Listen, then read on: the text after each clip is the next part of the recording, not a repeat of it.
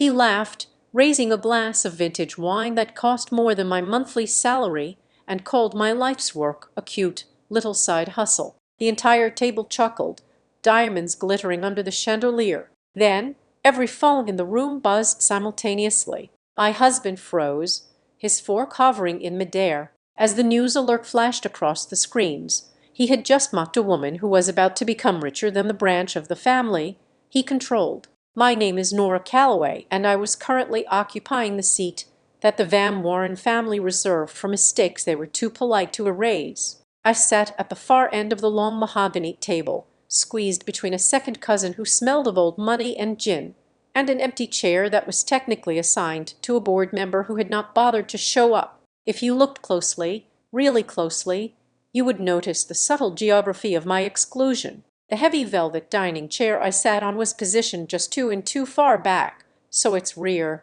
legs rested on the cold hardwood floor rather than the plush hand-woven Persian rug that cushioned everyone else. When the servers moved around the table like silent ghosts in white jackets, they poured the vintage Bordeaux for the Van Warren with a heavy hand, filling the crystal goblets to the perfect breathing point. When they got to me, the bottle always seemed to tilt a little less, a hesitation that said I probably wouldn't appreciate the difference between a bottle worth $5,000 and the vinegar I likely grew up drinking in Ohio. I did not mind. I preferred my senses sharp tonight.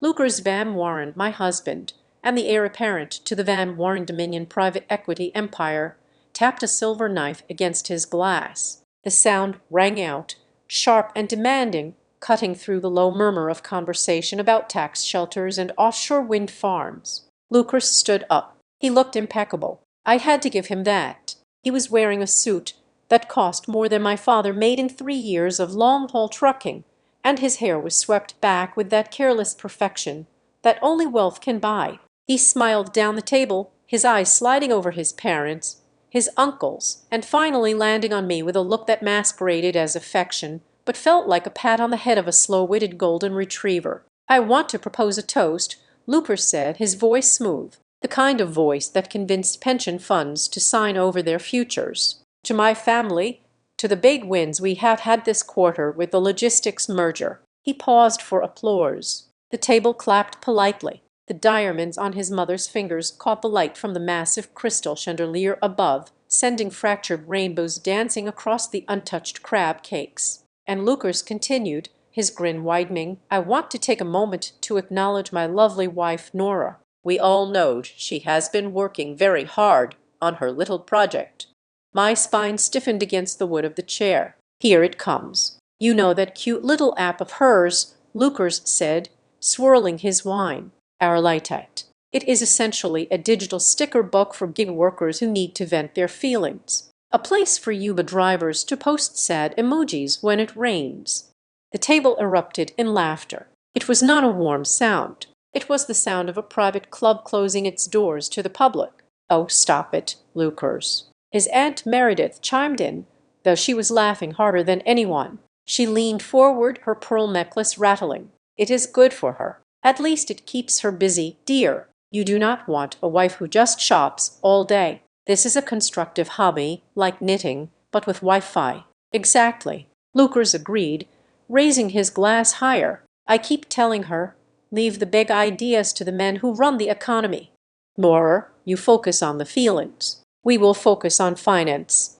"Here, here," his father, Gregory Van Warren, muttered from the head of the table, not even looking up from his plate. I forced the muscles in my face to remain perfectly still. I arranged my lips into a small, self-deprecating smile, the one I had practiced in the bathroom mirror for 4 years of marriage. They wanted the submissive wife, the girl from nowhere who should be grateful she was allowed to eat off their china. They wanted to believe I was playing shopkeeper with a lemonade stand while they built empires. If they only knew what was sitting in my clutch purse beneath the table. Inside that small leather bag was a single cream-colored envelope. It did not contain a love letter or a receipt. It contained a printout I had received from my lead underwriter just 40 minutes ago. It was a confirmation of the opening share price for Harbor Lightite. While Lucas was making jokes about emojis, my little sticker book was currently processing more data per second than the Van Warren Dominion's entire legacy server farm.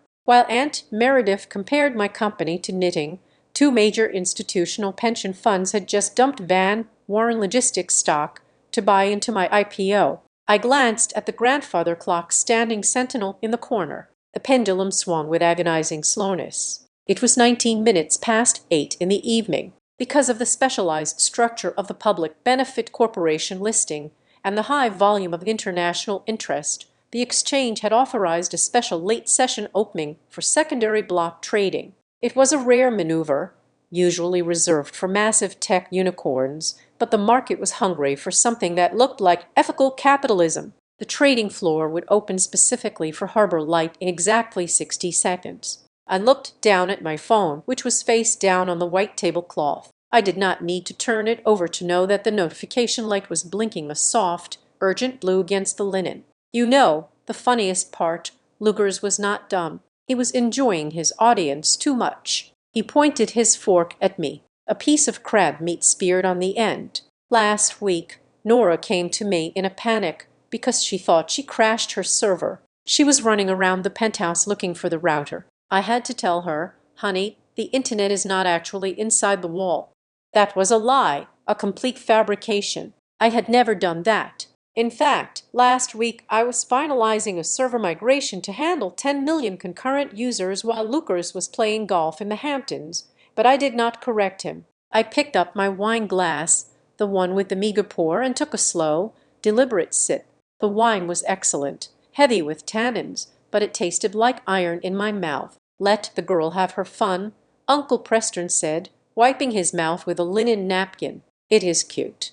The second hand on the grandfather clock ticked past the 12, 8:20. The market was open. At that exact second, the atmosphere in the room shifted, though nobody else felt it yet. It was a shift in the invisible currents of money and power that flowed through New York City. Somewhere in a data center in New Jersey, billions of dollars were changing hands. The net worth of the woman sitting with her chair legs on the hardwood floor just surpassed the net worth of the man pointing a fork at her. Anyway, Lucas said, preparing to take a bite. To Nora's little side hustle. May it make enough money to buy her a new pair of shoes one day. He opened his mouth. It started as a single vibration, then another. Suddenly, the table came alive. It wasn't just one phone. It was every phone. The devices sitting next to wine glasses, tucked into breast pockets and resting in designer clutches, all lit up simultaneously. It was a cascade of light, a ripple of white and blue screens illuminating the dim romantic lighting of the dining room.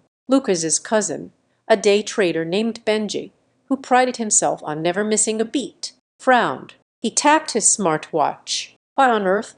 Benji muttered. Is there a breaking news alert? Did the Fed announce rates early? He swiped across the small screen on his wrist. I watched his face. I watched the blood drain out of it as if someone had pulled a plug in his heels. His expression went from bored amusement to confusion and finally to absolute, unadulterated shock. Holy Mother of God!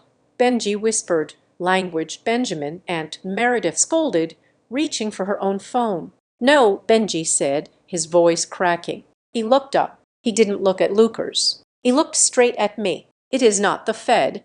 It is the ticker. Look at a volume. Lucas frowned, annoyed that his toast had been interrupted. What are you talking about? What ticker? HBT, Benji said, the letter sounding foreign in the room. Arborlightite. It just hit the tick. The opening trade volume is insane. It is trading at $1.42 a share. Lucas froze. His arm was still raised. The silver fork holding that piece of expensive crab meat hovered in the air between his plate and his mouth. It stopped dead, suspended in the amber light of the chandelier. He looked at Benji. Then he looked at his own phone, which was vibrating violently against the wood. Then, slowly, painfully, his eyes traversed the length of the table and locked onto mine. He waited for me to laugh. He waited for me to say it was a glitch, a mistake, a prank. I didn't smile. I didn't blink. I just sat there, my hand resting gently on the stem of my wine glass, watching the realization crash into him like a freight train. He was doing the math in his head. He knew the cap table. He knew I owned 70% of the founder shares because his family's lawyers had insisted the company was too risky to be included in the family trust. The fork remained suspended. The sauce began to drip, a slow, viscous drop of butter falling from the crab meat and landing with a silent splat on the pristine white tablecloth. He didn't notice. He was staring at a stranger. He didn't know that the woman sitting across from him wasn't the Nora he married. He didn't know that this moment hadn't started tonight. He had no idea that the seeds of this destruction were planted 2 years ago, not in a boardroom, but in a place he would never deign to visit. The crystal chandelier above us seemed to blur. The sharp edges of the silver, the cold eyes of the Van Warren ancestors in the oil paintings, the smell of old money. It all began to dissolve. The light shifted. The warm golden glow of the billionaire's dining room faded, replaced by the harsh flickering buzz of a cheap neon sign outside a rainy window. The smell of roast duck and expensive perfume vanished, overpowered by the scent of stale pepperoni and burned coffee. We were not in the penthouse anymore. We were back in the beginning, back to the night I stopped trying to be good enough for them and started building the weapon that would eventually end them. It was a Tuesday, and I was sitting on the floor of a studio apartment in Queens using a pizza box as a mouse pad. Before the diamonds and the data centers, there was just the smell of diesel fuel and antiseptic soap. That was the scent of my childhood in a small Rust Belt town in Ohio, where the factories had closed 10 years before I was born, leaving behind a community that held on to pride because it was the only asset that could not be foreclosed upon. My father drove a massive 18-wheeler that he treated with more tenderness than he treated his own health. He was gone for 3 weeks at a time, hauling steel or frozen produce across the interstate veins of America. When he came home, his hands were always stained with grease that no amount of scrubbing could fully remove. My mother was a nurse at the county hospital, the kind of woman who worked double shifts on her feet and still came home to cook dinner, her white orthopedic shoes leaving faint scuff marks on our linoleum floor. We were not poor in the way that makes the news, but we were poor in the way that makes you hold your breath when the checkout lady swipes your debit card. We were the check engine light is a crisis kind of poor. But there was love. There was always love. There was the kind of warmth that radiated from a pot of chili on the stove and the sound of my dad laughing at a sitcom rerun. I was an anomaly. I was the first Callaway to apply to college, let alone get in. I went to a state school studying product design on a patchwork quilt of Pell grants, student loans, and shifts at a diner. When I graduated and announced I was moving to New York City to try and make it in the tech world, the whole town seemed to pitch in. My aunt slipped me a $1.50 bill she had hidden in a coffee can. My dad cashed out a small savings bond he had kept since the 80s. They sent me off like an astronaut going to the moon, with fear in their eyes, but hope in their prayers. That was how I ended up at a networking event in Lower Manhattan on a rainy Tuesday, wearing a blazer I had bought at a thrift store and clutching a portfolio that felt heavy with desperation. Lucas Van Warren was the keynote speaker. I stood at the back of the room near the free cheese platter listening to him speak. He was dazzling. He spoke about funding the future and incubating innovation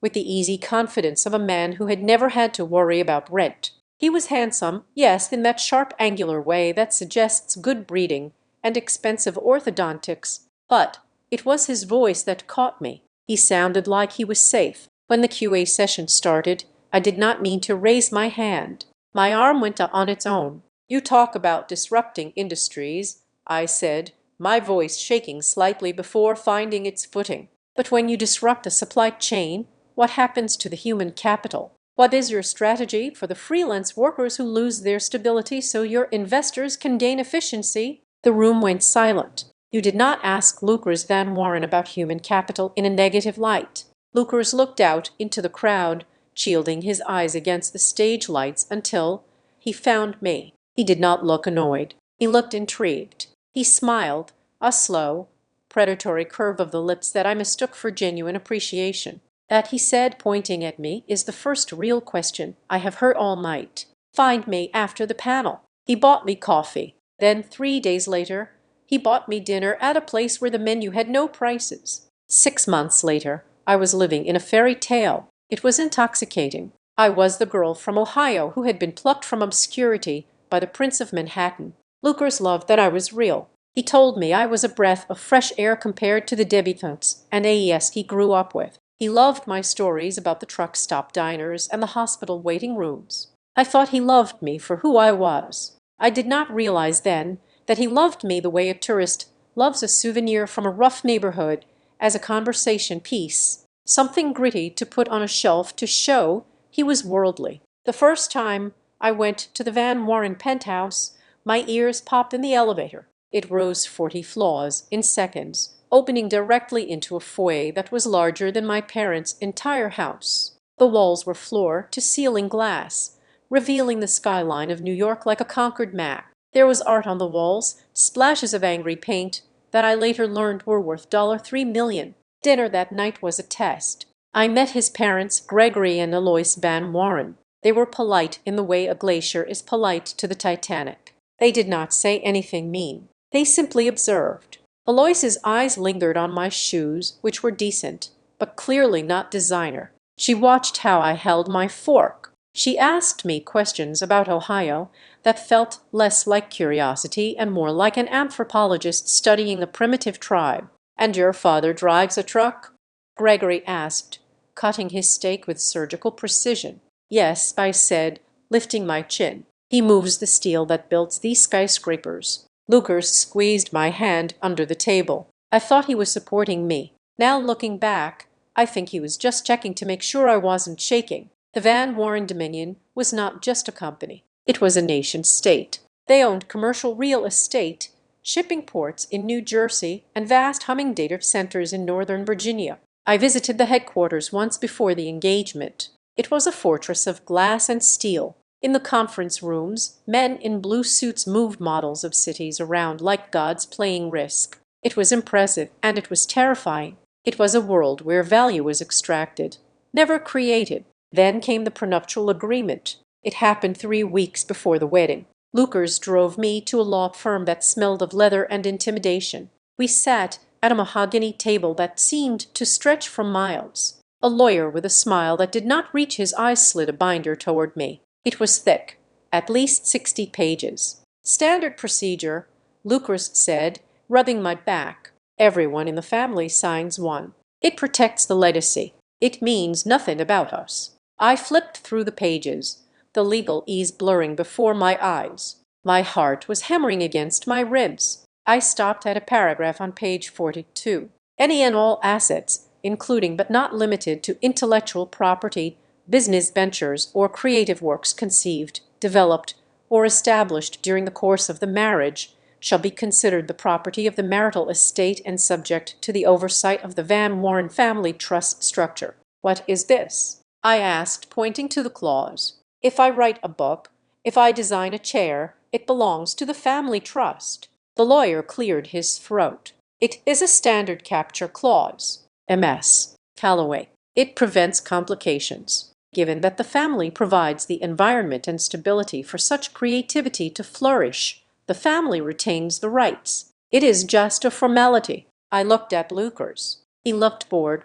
He was checking his watch. "Just sign it, Nora," he said softly. "Do you plan on inventing the next Facebook?" "It is just paper. I love you. Do you trust me?" I looked at his blue eyes. I thought about the way he held me when I had nightmares about failing. I thought about how he sent flowers to my mother on her birthday. I trusted him. I picked up the heavy black fountain pen. The metal was cold against my fingers. I felt a chill run down my spine. A primitive warning from my ancestors who knew better than to sign their names on things they did not understand. But I ignored it. I signed my name, Moore Callaway. The wedding was a spectacle. It took place on the rooftop of the Van Warren Hotel. There were helicopters circling overhead to keep the paparazzi away, the noise of their rotors drowning out the string quartet. There were 500 guests. I knew maybe 10 of them. My parents sat in the back row. My dad was wearing a rented tuxedo that was too tight on the shoulders. My mom was wearing a blue dress she had found on sale at Macy's. They looked small. They looked terrified. They held hands tightly, staring at the extravagant floral arrangements like they were waiting for a bomb to go off. I stood at the altar, drowning in $50,000 of lace, and looked at Lucas. He was smiling, his perfect smile. I told myself I was the luckiest girl in the world. I told myself that this new world would not change me. I was wrong.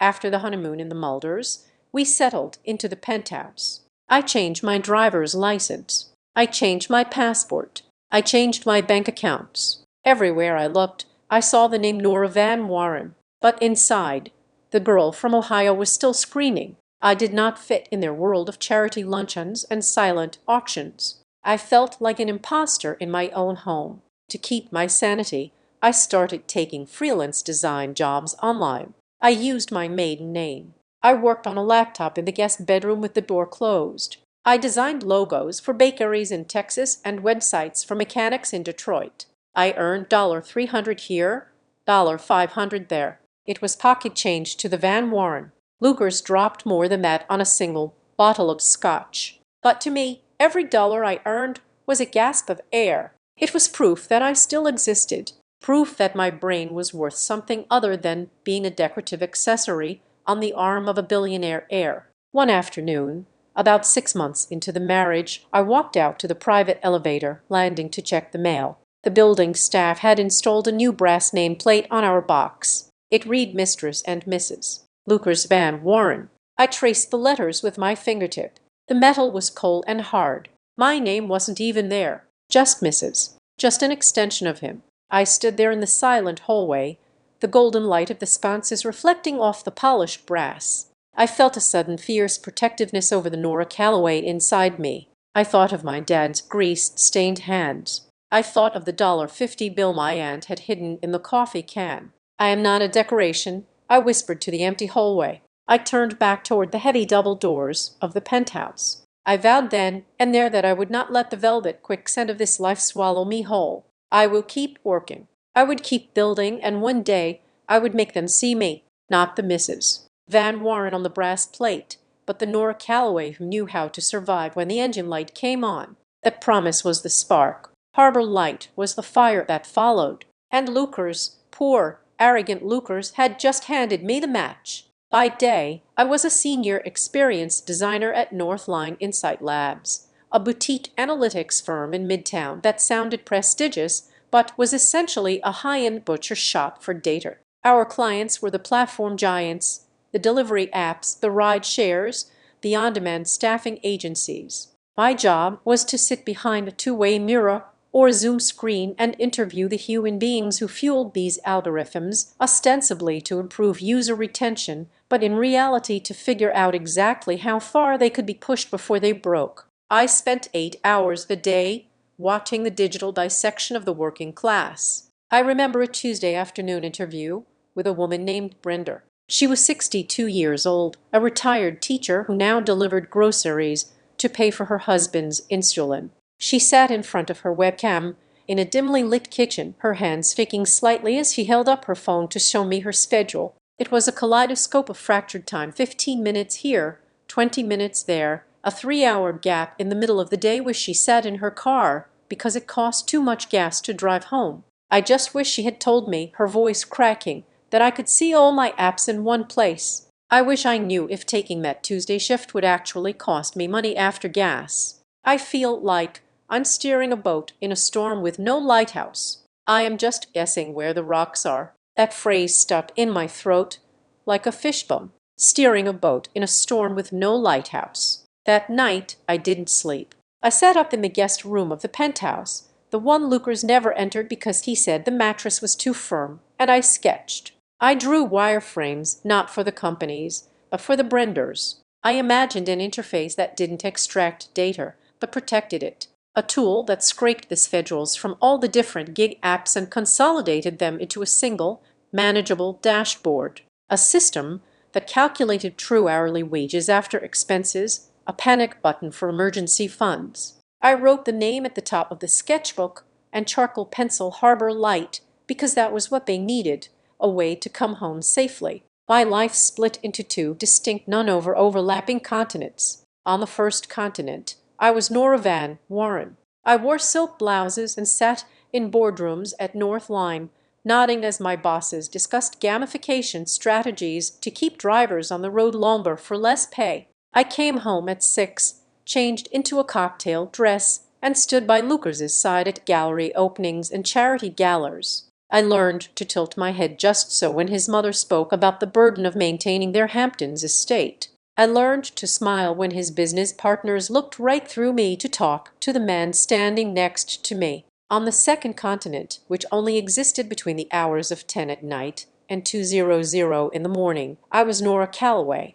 I would wait until Lucas fell asleep. He slept deeply, the sleep of a man who has never wondered if his card would be declined. Once his breathing evened out, I would slip out of bed, careful not to disturb the Egyptian cotton sheets. I would go to the kitchen, make a pot of black coffee, and open my personal laptop, a beat-up machine from my college days that I kept hidden under a stack of towels in the linen closet. I wasn't a master coder, but I knew enough front-end logic to build a prototype for the back end. I reached out to 2 old friends from my university days, a back-end engineer named Sarah and a database architect named Marcus. We met over Zoom in the dead of night, their faces glowing blue on my screen while the New York skyline glittered mockingly outside the penthouse window. "You are crazy, Nora," Marcus whispered one night, typing furiously. "If your husband's family finds out you are building a labor union tool, they will have a stroke."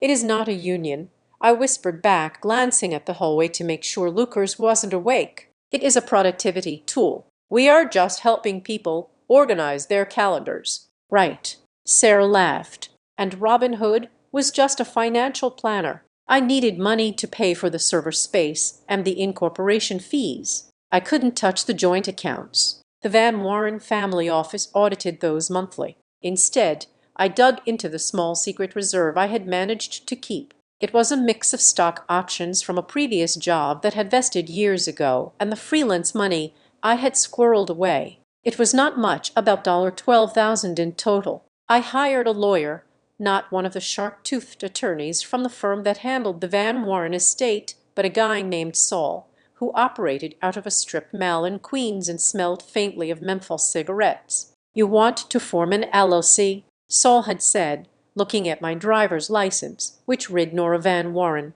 and then at the check which read Nora Calloway. He didn't ask questions. He just took the check. We filed the papers. Harborite LLC. I knew deep down in the pit of my stomach that I was walking on a razor's edge. I remembered the cold feeling I had when I signed that prenuptial agreement. Any and all assets conceived during the course of the marriage. Technically, Harbor Light belonged to the Van Warren Family Trust. Technically, I was building an asset for the very people I was trying to fight, but I justified it with a desperate emotional logic. I told myself that because I was using my own premarital money, because I was working on my own time, and because the company had zero value right now, it didn't count. It was a dangerous delusion. The first of many errors I made, but I needed that delusion to keep going. I tried to tell Lucas about it once, just once. It was a Sunday morning. He was reading a report on distressed assets in the shipping sector. I was drinking coffee, my eyes burning from a 4-hour coding session the night before.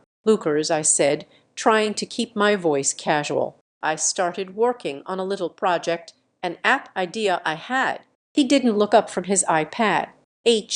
That is nice, babe."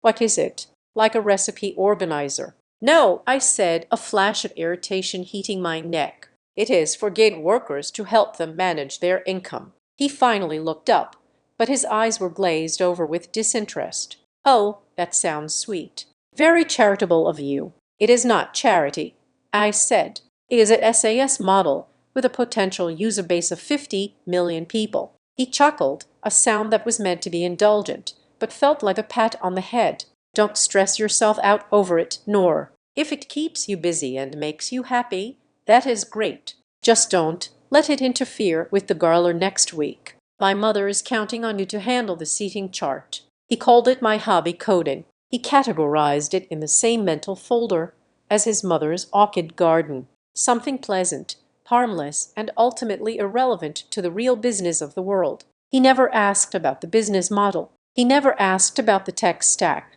And because he didn't ask, I didn't tell him about the LOC. I didn't tell him that I had put my maiden name on the incorporation documents. His arrogance was my cloak of invisibility. 3 months in, we launched the beta version. It was quiet. There was no press release, just a link posted in a few Reddit forums for Uber drivers and TaskRabbit workers. The first user was a home health aide in Atlanta named Kesher. I watched her account come online on my dashboard at 3:00 in the morning. She inputted 3 different job schedules. The algorithm crunched the numbers and flagged a conflict that would have cost her $50 in late fees. She sent a message through the support chat, which went directly to my phone. I don't know who made this, but thank you. I was about to quit my second job because I couldn't keep track. This just saved my week. I stared at that message in the darkness of the penthouse kitchen. I had attended dinners where men shook hands over deals worth $400 million,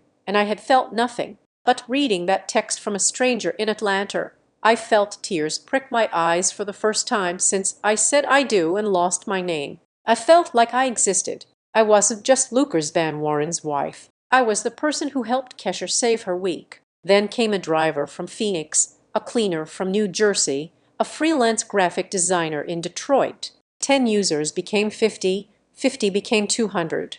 As Harbor Light grew, the gap between me and Lucas widened. He was ascending to the throne of the Dominion. He was traveling more, spending weeks in London and Hong Kong, negotiating acquisitions that would strip mine companies for parts. When he was home, he was distant, his mind always on the next merger. I learned to hide. When I heard the front door unlock, I would slam my laptop shut and slide it under a magazine.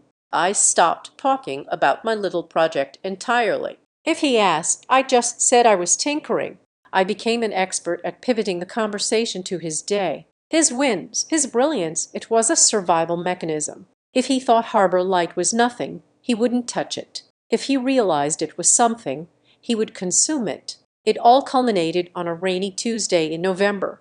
I was sitting on the kitchen island. The marble was cold under my elbows. The penthouse was silent, save for the hum of the Sub-Zero refrigerator. It was midnight. My phone buzzed on the counter. A notification from our backend analytics. Active monthly users, 1,000. I stared at the number, 1,000 people. 1,000 lives that were slightly less chaotic because of something I built. 100 people who trusted Nora Calloway, not the Van Warren empire. I felt a surge of pride so intense it almost made me dizzy. I wanted to scream. I wanted to run into the bedroom and shake Lucas awake and say, look at what I did. But then I heard his voice. He was in the bedroom down the hall. The door was ajar. He was on a call, pacing back and forth. His voice carried clearly through the quiet apartment. No, Lucas was saying, his tone hard and impatient. I don't care about the pension obligations. Structure it as a bankruptcy remote entity. We strip the assets and we leave the liabilities in the shell. The deal is worth $2 billion. Frank, I am not letting a bunch of retirees get in the way of a $2 billion acquisition. I looked at my screen. 1,000 users. I looked down the hall toward the voice of my husband.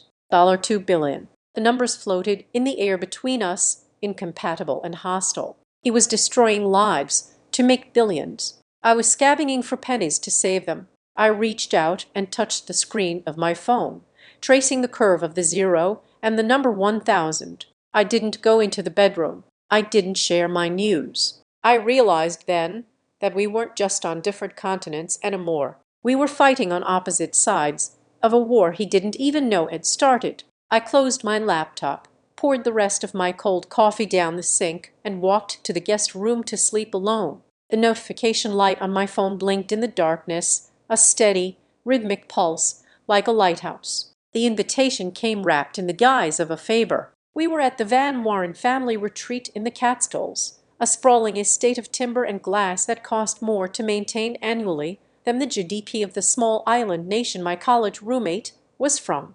We were walking by the lake, the gravel crunching under our boots, when Lucas squeezed my shoulder. You should present your app to the board tomorrow morning, he said casually, skipping a flat stone across the water. Just a 15-minute slot before lunch. Dad might get a kick out of it. Who knows, maybe he will give you some seed capital. A little bit of play money to scale things up. He made it sound like a kindergarten show and tell. He made it sound like he was doing me a kindness. I stayed up until 3:00 in the morning in the guest suite. I ironed my navy blazer until the lapels were razor sharp. I rehearsed my numbers. I didn't treat this as a request for play money. I treated it like a series pitch. I told myself that if they saw the data, if they saw the retention rates and the sheer desperation of the market I was serving, they would respect the business. I was naive. I walked into the lion's den wearing a blazer from Zara,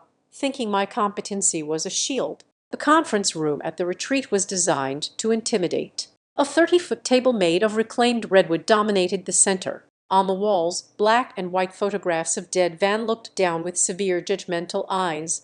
Men who had built railroads, busted unions, and bought senators. I stood at the head of the table. My palms were sweating, but my voice was steady. I connected my laptop and projected the Harbor Light deck onto the screen. "Good morning," I said. "The gig economy is currently growing at 3 times the rate of the traditional labor market. However, the churn rate for these workers is over 60% annually because of financial instability. Harbor Lightite solves this." I walked them through the interface. I showed them the income smoothing algorithm. I showed them the emergency fund feature. For the first 5 minutes, the silence was respectful. Then the questions started. They didn't ask about the tech stack. They didn't ask about the user growth. Uncle Preston, a man who controlled a portfolio of commercial real estate in Chicago, leaned back in his leather chair and frowned. "Nor, this is all very touching, but these people, these drivers and cleaners, how reliable are their self-reported earnings? Are we essentially building a tool for tax evasion?" "No," I said, keeping my tone level. "The API pulls directly from the platforms. It is verified income. It actually helps them file taxes correctly. And this feature here," Aunt Meredith said, squinting at the screen through her designer glasses, "the community negotiation tool. It sounds like you are encouraging them to unionize. Why would we want to teach the help how to ask for more money? It is not a union," I explained, my grip tightening on the clicker. "It is market transparency. Efficient markets require informed participants. It sounds like socialism with a user interface," a cousin named Bradley muttered, causing a ripple of chuckles around the table. I looked at Lucas. I looked at my husband, the man who had encouraged me to do this. I needed him to step in. I needed him to say, "Look at the retention numbers. Look at the engagement." Lucas wasn't looking at me. He was scrolling through emails on his phone, his thumb moving rhythmically against the glass. He didn't even look up when he spoke. "She is being a bit idealistic about the social mission," Lucas said, addressing his father at the other end of the table while still looking at his screen. "But ignore the power to the people rhetoric for a second. The tech is decent. We could strip out the community features and repurpose the scheduling algorithm as a product bonus for the Van Warren logistics fleet. Give the drivers a little app to make them feel like they have control. Keep them from jumping ship to FedEx." I froze. Product bonus. He was talking about gutting my company, removing its heart, and turning it into a retention tool for his family's delivery trucks. "Interesting," Gregory Van Warren said, finally looking up from his notes. "If we integrate it into the Dominion stack, we could probably capture the user data for our consumer credit division. These people are high-risk borrowers. Knowing their real-time income would be valuable for the predatory lending arm." "Exactly," Lucas said. He finally looked at me, winking. "See, I told you they would find an angle." I finished the presentation on autopilot. I felt like I was floating outside my body. I had brought them a tool to save drowning people, and they were discussing how to sell them the water. I packed up my laptop with shaking hands and left the room. They didn't even wait for the door to close before shifting the conversation to the acquisition of a lithium mine in Nevada. I went to the bathroom to splash cold water on my face. I needed to breathe. I needed to get out of there. As I walked back down the hallway toward the exit, I passed the open door of the lounge. I heard Lucas's voice. He was talking to Sloan, his cousin who ran the logistics division. I stopped. I pressed my back against the wall, listening. The pitch was a mess, Sloane was saying, her voice sharp and dismissive. She thinks she is saving the world. Lucre's is adorable, but it is a liability. The idea is messy. Sure, Lucre's replied. I could hear the clink of ice in a glass. But the user base isn't. She has 1,500 active users who trust that platform blindly. If we integrate Harbor Lightite into the Van Warren stack, we suck all those users into our ecosystem. We kill the competitor platforms by starving them of labor. We don't need her mission. We just need the code. Does she know that is the plan? Sloane asked. Nor. Lucas laughed. It was a dry, hollow sound. Nor just wants a gold star. I will have legal draft a transition agreement. We frame it as a strategic partnership. She gets a title. We get the IP. She will be so happy we are taking her seriously. She will sign whatever I put in front of her. I walked away. I didn't run. I walked with the precise, heavy steps of someone who had just woken up from a very long coma. The email arrived the next morning. I was sitting on the terrace drinking coffee that tasted like ash. My phone pinged. It was from the Van Warren Dominion Legal Department. Subject strategic alignment, IP consolidation Harbor, Light. I opened the attachment. It was formatted like a congratulations letter. It spoke of synergy and resources. It offered to bring Harbor, Light, under the umbrella of the Van Warren Strategic Product Group. I would be given the title of founding consultant. There was a signing bonus of $50,000. And then on page 3, the clause that made my blood run cold pursuant to the prenuptial agreement signed on August 14, 2020. All intellectual property developed during the marriage is recognized as an asset of the marital estate, subject to the governance of the Van Warren Family Trust. This agreement serves to formalize the transfer of said assets to the Dominion Holding Company. They weren't buying my company. They were claiming they already owned it. They were just asking me to sign the receipt. That evening, back at our penthouse in the city, Lucas walked into the kitchen. He was whistling. He had a folder in his hand. I was standing by the island, cutting a lemon. The knife was sharp. I focused on the yellow rind, slicing it into perfect thin wheels. Hey, Lucas said, dropping the folder on the counter. Great weekend, right? Dad was impressed. He thinks the app has legs if we pivot it. He opened the folder. He uncapped a Mont Blanc pen and set it down on top of the paper, pointing the nib toward me. Legal sent this over, he said, his voice breezy. It just formalizes everything. Brings Harbor Light inside the castle walls. You get a nice little payout, and you don't have to worry about server costs for lawsuits anymore. The big boys will handle it. I stopped cutting the lemon. I wiped my hands on a towel. I read it. I said, it transfers full ownership to the trust. It removes me as CEO. Lucas looked confused, as if I had spoken in a foreign language. Well, yes, technically, but you are still the founding consultant. It looks great on a resume, Nor. Plus, you know you hate the legal stuff. Remember how stressed you were about the LLC filing. Let me take that burden off you. He tapped the paper. Just sign it. It is standard. I am not signing it, I said. The silence that followed was absolute. The refrigerator hummed. The city noise outside was a dull roar. Lucas's smile didn't disappear, but it changed. It lost its warmth. It became fixed, like a mask that had slipped slightly askew. Excuse me, he said. I am not signing it.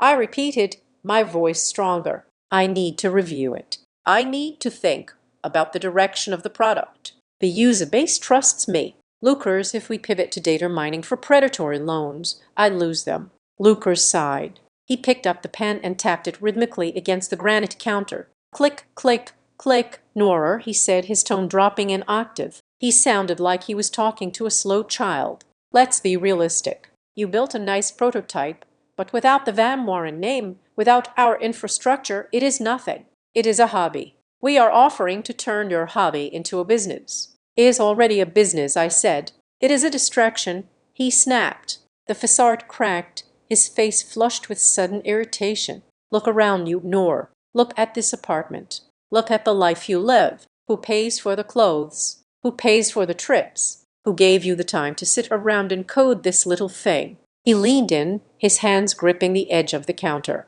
"We gave you everything," he hissed. "Safety, status, a last name that actually opens doors, and now you want to hoard this one little thing after everything we have done for you. It is selfish, or it is incredibly ungrateful." He pushed the paper toward me again. The paper slid across the smooth stone and stopped inches from my waist. "Sign the paper," he said.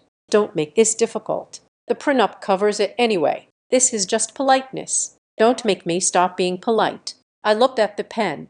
I looked at his face. I saw the contempt there. He didn't see a partner. He didn't even see his wife. He saw an asset that was malfunctioning. He saw a pet that had forgotten its training. He had paraded me in front of his family like a clever doll walking on its hind legs. And now that the trick was done, he wanted to take the treat back. "I have a headache," I lied. I pushed the folder back toward him. "I will look at it tomorrow." Lucas stared at me for a long moment. He was assessing me, calculating whether to push harder. Finally, he straightened up. He recapped the pen with a loud snap. "Fine," he said coldly. "Tomorrow. But don't drag this out. The legal team is waiting." He walked out of the kitchen without looking back. I stood there, my hand hovering over the lemon slices. My heart was pounding so hard I could feel it in my throat. I looked at the knife on the counter. I looked at the reflection of the city in the dark window. The blindfold was off. The fairy tale was dead. I wasn't the princess in the tower. I was the prisoner, and they had just made the mistake of showing me the lock. I needed a weapon, so I went to a coffee shop in Brooklyn that smelled of burnt beans and damp wool. It was the antithesis of the Van Warren world. There were no waiters and white jackets, no crystal stemia, and the only art on the walls was a collection of flyers advertising guitar lessons and lost cats. I sat in a booth with peeling vinyl seats, clutching a manila envelope that contained my entire financial and legal life. Across from me sat Avery Clean. Avery was a legend in certain circles, specifically the circles of people who had been chewed up and spat out by corporate America. She had been my college roommate's best friend, a scholarship kid who had clawed her way through law school with a knife between her teeth. She didn't work in a glass tower. She worked out of a brownstone basement, and she specialized in David versus Goliath cases, except she preferred to arm David with a rocket launcher instead of a slingshot. She was reading my prenuptial agreement. Her eyes, framed by thick black glasses, scanned the pages with the speed of a machine. She didn't drink her coffee. She just turned the pages. Snap, snap, snap. Finally, she stopped. She looked up at me. "This is brutal, Nora," she said, her voice raspy. "It is a standard Van Warren capture document. They don't just want to protect their assets. They want to preemptively colonize your brain. Technically, if you have a brilliant idea in the shower, they own the water, the soap, and the thought bubble." "I know," I said, staring into my cold latte. "Lucas wants me to sign a transfer agreement tomorrow. He says it is just a formality." "It is not a formality. It is a slaughter," Avery said. She leaned back, crossing her arms. "But here is the thing about arrogant contracts written by arrogant men. They assume total dominance, so they get lazy with the definitions." She tapped a paragraph on page 12. "See this. It defines marital property as assets commingled with family funds or developed using substantial family resources. But you told me you incorporated Harbor Light using your premarital savings account, the one you never merged." "Yes," I said, $12,000 from my freelance work before the wedding. "And you never used a Van Warren laptop, never used their Wi-Fi for code commits, never used a family lawyer for the LLC filing." "Never," I said. "I used my old college laptop. I used a personal hotspot. I hired a guy named Saul in Queens." Avery smiled. It was a terrifying smile. It was the smile of a shark that just smelled blood in the water. "Then we have a lane," she said. "It is narrow and it is full of broken glass, but we can drive a truck through it if we are fast." She pulled out a legal pad and uncapped a cheap ballpoint pen. "Here is the play," Avery said, drawing a series of boxes. "We don't fight the prenup directly. That is a losing battle. Instead, we changed the nature of the asset so it becomes toxic for them to touch." "Toxic?" I asked. We restructured Harbor Light, she explained, drawing a line from the first box to the second. Right now, it is an LLC. We converted immediately into a public benefit corporation, a PBC. It is a specific corporate structure that legally mandates the company to prioritize a social mission over shareholder profit. She circled the box heavily. Van Warren Dominion is a predatory equity firm. Avery continued, their bylaws legally require them to maximize profit. If they acquire a PBC that is legally required to sacrifice profit for social good, they trigger a shareholder lawsuit within their own family. It is like feeding a vampire garlic bread. They literally cannot digest it. I felt a spark of hope, hot and bright. Okay, so we become a PBC. What else? We dilute you, she said. We issue 10 million shares. We allocate 80% of them to a community stakeholder fund, basically a locked box for the users. You keep 20%, but we put your 20% into an irrevocable trust, the Callaway Impact Trust. But the prenup says they owe my trust, I pointed out. Not if the trust has a conflict of interest firewall, Avery said. She leaned in closer. And this is where we need lucres to be lucres. She opened her briefcase and pulled out a thin, innocuous-looking document. It looked like the kind of boring administrative paperwork you get when you sign up for a gym membership or open a checking account. This, Avery said, sliding it toward me, is a spousal conflict of interest waiver. I read the title. Waiver of beneficial interest and governance rights regarding spousal employment in early-stage high-risk entities. It sounds boring. I said, that is the point. Avery said, it is designed to look like standard compliance trash. Basically, it says that because Harborite is a high-risk, low-value entity, the spouse lucres agrees to waive all liability and all claim to it to protect his own assets from being sued if your little app goes bankrupt. She tapped the paper. Men like Lucas Van Warren are terrified of liability. She said they are terrified of being sued because their wife's little hobby crashes and burns. If you frame this as protecting him from your mess, he will sign it. He won't read the paragraph that says he is also waiving all future claims to the intellectual property. He will just see liability waiver and think he is being smart. I looked at the paper. It felt heavy in my hand. It felt deceitful. Is this right?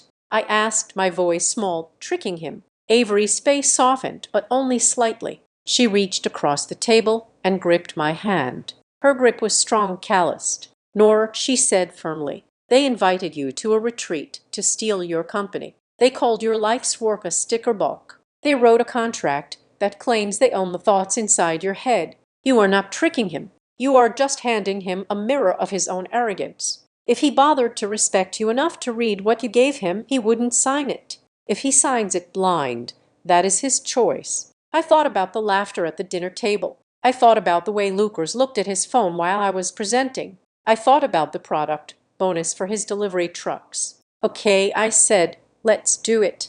I went home that evening with the document tucked inside a folder of utility bills and tax forms. The penthouse was quiet. Lucas was in the living room watching Bloomberg on the massive flat-screen TV. He had a glass of scotch in one hand and his phone in the other. He looked relaxed, the master of his domain. Hey, he said without looking up. Did you sign that transfer agreement yet? Legal is agging me. I'm looking at it, I said, walking into the room. I kept my voice casual, bordering on bored. But my little compliance team, saw that guy in Queens. He's freaking out about liability. Lucas snorted.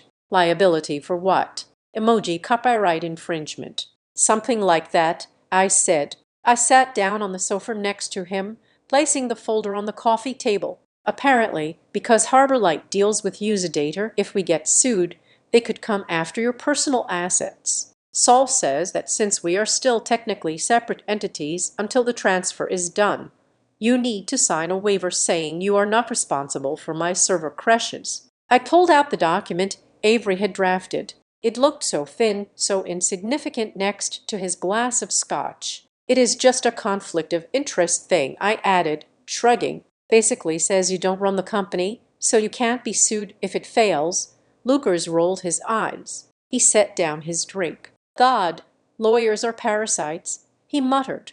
even the strict male ones. He reached for the paper. My heart hammered against my ribs like a trapped bird. Reading it, a part of me screamed, "Read it and see that I'm fighting back." But he didn't read it. He glanced at the title, "Waiver of Liability." That was the key word he liked. He scanned the first 2 lines, saw the words indemnify and hold harmless, and stopped. "So this just keeps your mess off my balance sheet?" he asked. "Exactly," I said. "Keep my mess mine."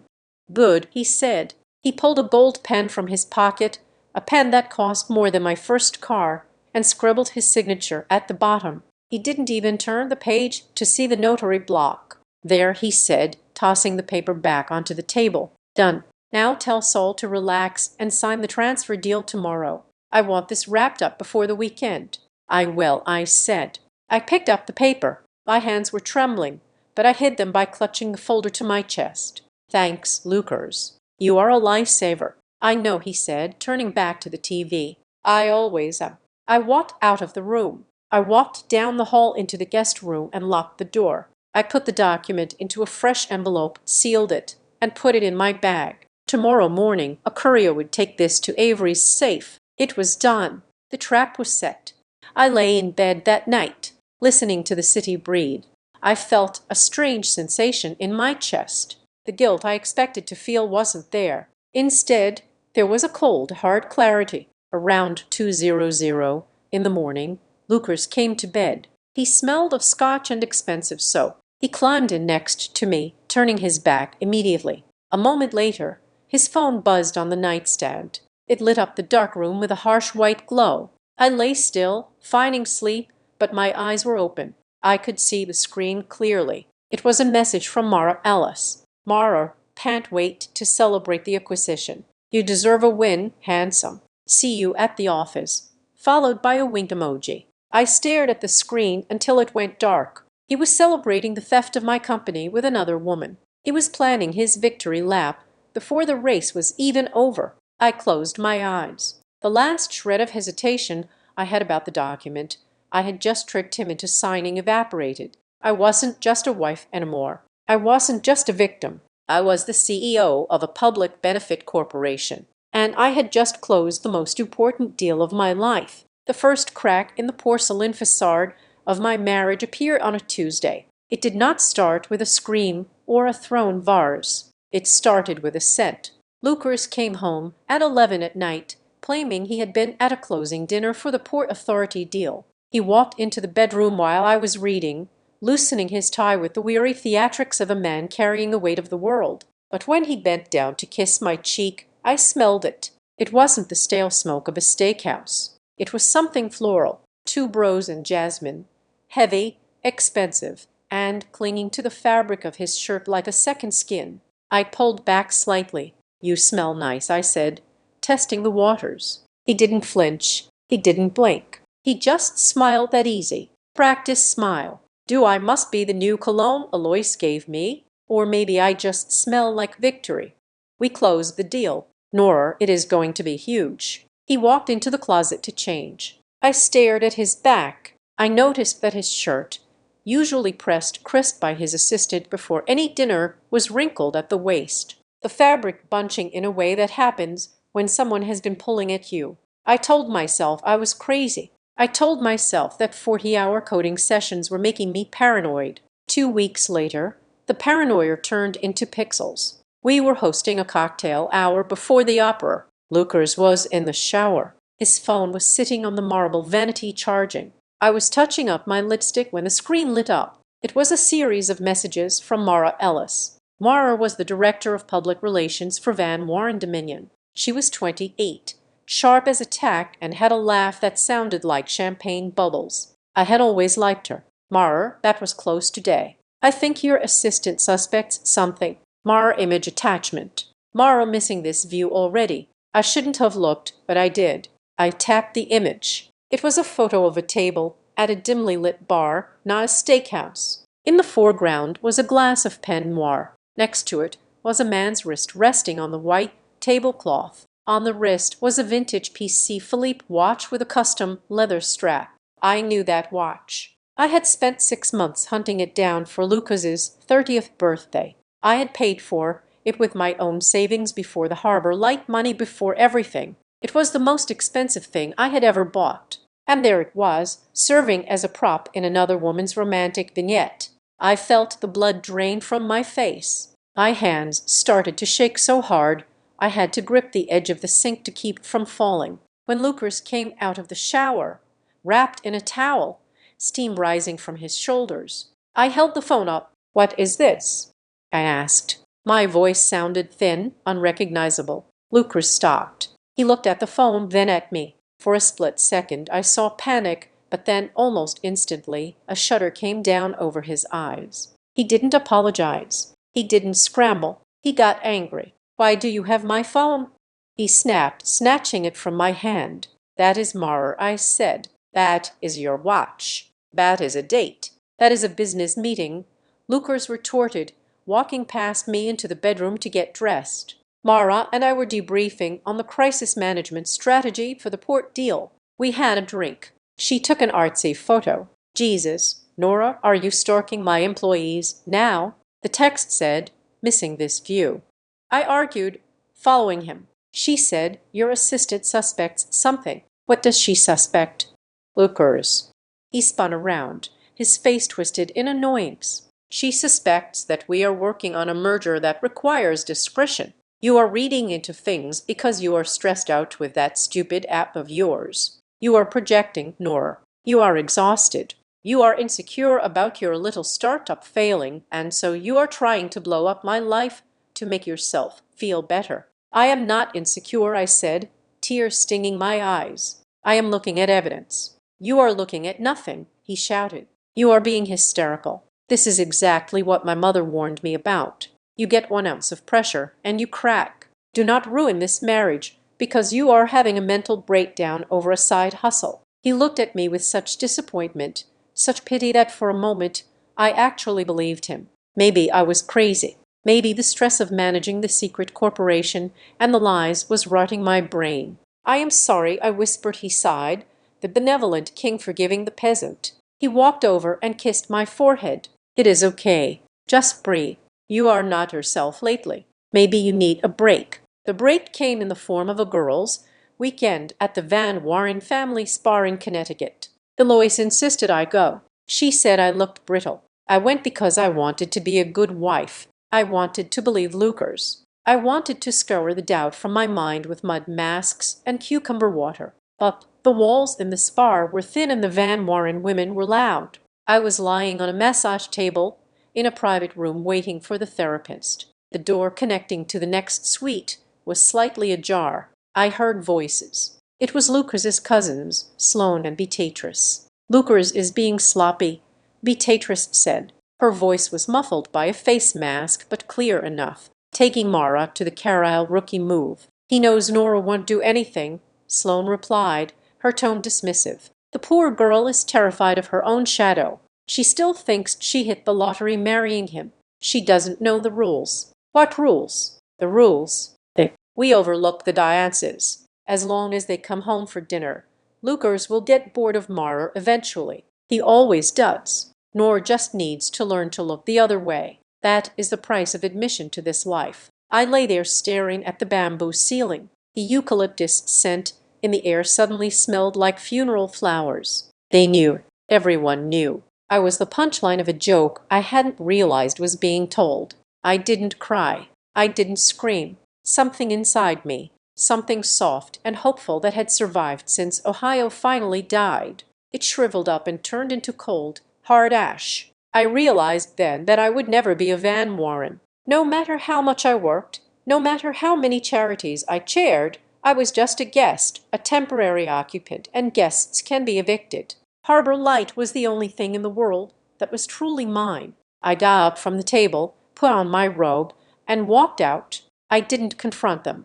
I didn't pack my bags and leave. That would have been the emotional reaction, the reaction of the poor girl they mocked. Instead, I decided to play the long game. I went back to the city and became the perfect wife. I stopped asking questions. When Lucas came home late, smelling of jasmine, I warmed up his dinner and asked about his day. When he mentioned Mara's name, I smiled and said she seemed very competent. I fed his ego. I let him believe he had successfully managed me. I let him believe his gaslighting had worked, that I was just a silly, fragile woman who needed his steady hand. But while he was busy cheating, I was busy building. Harbor Lightite was exploding. A freelance journalist had written a blog post titled "The App That Is Saving My Life," and it went viral on Twitter. We jumped from 2,000 users to 50,000 in a month. The server costs were eating my savings alive. But then the email came. Compass River Capital. It was a boutique impact investing firm based in San Francisco. They wanted to lead a seed round. They were talking about evaluation. That made my head spin. I took the meeting on a Tuesday during my lunch break from Northline. I sat in a Y-Work conference room, pitching to a partner named Diego Marquez via Zoom. "The growth is incredible," Diego said, looking at my charts. "But the cap table is unusual. You have 90% of the equity locked in a trust. It is a protective measure," I explained, my voice steady to ensure the mission survives. "And your husband?" Diego asked. "Lucas Van Warren, does he know you are raising $5 million? My husband," I said, "thinks this is a digital scrapbooking club, and we are going to keep it that way until the ink is dry." Diego paused, then grinned. "I like you, Nora. You fight dirty. We are N." I hid the term sheets in the lining of my winter boots. I took calls from lawyers in the bathroom with the shower running. I lived a double life that made Lucas's affair look like amateur hour. The final turning point, the moment that sealed his fate, happened 2 weeks before the dinner. I was coming home early from work. I walked quietly, not because I was sneaking, but because I was exhausted. As I passed the study, the door cracked open. Lucas was inside. He wasn't on the phone. He was on a video call. I could see Mara's face on his monitor. I stopped. "She is still playing with it," Lucas was saying, leaning back in his chair. He sounded bored. "But I think we are ready to move. The user data is actually getting valuable." I had the tech team look at the back end. "Don't ask me how I got her password, and the retention is sticky." "So when do we kill it?" Mara asked. She was filing her nails on screen. "We don't kill it," Lucas corrected her. "We absorb it.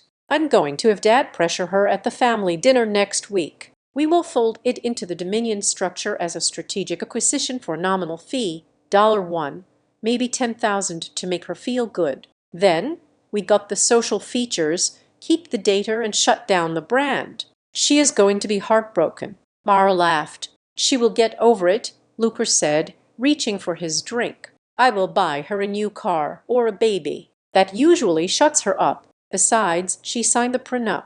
She doesn't have a choice. It is already ours. She just doesn't know it yet." I stood in the hallway clutching my purse. He wasn't just cheating on me with his buy. He was cheating me out of my soul. He was planning to take the one thing I had built, the thing that helped nurses and drivers and cleaners survive, and turn it into a data mine for his family's empire. And he was going to buy me off with a car. I didn't burst into the room. I didn't scream. I walked silently to the bedroom. I took off my work clothes and put on the dress he liked, the blue one that made me look sweet. I went into the bathroom and locked the door. I looked at myself in the mirror. The lighting was harsh, designed to show every flaw, so you would buy more expensive creams. I looked at my eyes. They weren't the eyes of a victim anymore. They were the eyes of a CEO who had just discovered a hostile takeover attempt. "If you want an accessory," I whispered to my reflection, my voice low and dangerous. "Fine, I will be the best accessory you ever had." I picked up my lipstick and applied a perfect sharp line of red. "But this accessory," I said, capping the tube with a snap, "is going to explode right in your face." I was sitting in seat 34B, sandwiched between a college student, eating a pungent tuna sandwich, and a man who had fallen asleep on my shoulder before we even left the tarmac. My knees were pressed against the plastic tray table, and the air in the cabin was stale and recycled. It was a far cry from the Gulfstream jet the Van Warren family took to Art Basel. But to me, this cramped economy seat on a red-eye to San Francisco felt like a throne. I pulled out my phone and opened the chat with Lucas. I attached a stock photo of a snowy mountain range I had downloaded from Google Images earlier. "Landed in Denver. I typed, design workshops are intense. The signal is spotty in the mountains. Love you. I hit send just as the wheels touched down at SFO. While lookers thought I was learning about typography in Colorado, I was actually embarking on a 72-hour covert road show to secure the future of Harbor Light. I had traded my silk Van Waring Burler dresses for a crisp white button-down and a pair of trousers that meant business. I wasn't the wife of a billionaire here. I was a founder with a burn rate, a pitch deck, and a chip on my shoulder the size of Manhattan. The next 3 days were a blur of caffeine and conference rooms on Sand Hill Road. The meetings were brutal. These weren't the polite charity luncheons where people applauded because you wrote a check. These were interrogations. Your customer acquisition cost is $12. A partner at a major venture fund said, not even looking up from my spreadsheet. But your lifetime value is projected at only 80. The margins are thin, nor why shouldn't we just invest in a crypto scam? The returns are faster because crypto scams don't have a 98% retention rate. I shot back, leaning forward. Our users don't leave Harbor Lightite because we are the only infrastructure in their lives that isn't trying to rob them. We are not selling a product. We are selling survival. And once they are in, they bring their entire network. Our organic growth is viral. We have spent zero on marketing in the last quarter. The partner stopped scrolling. He looked up. He looked at the numbers again.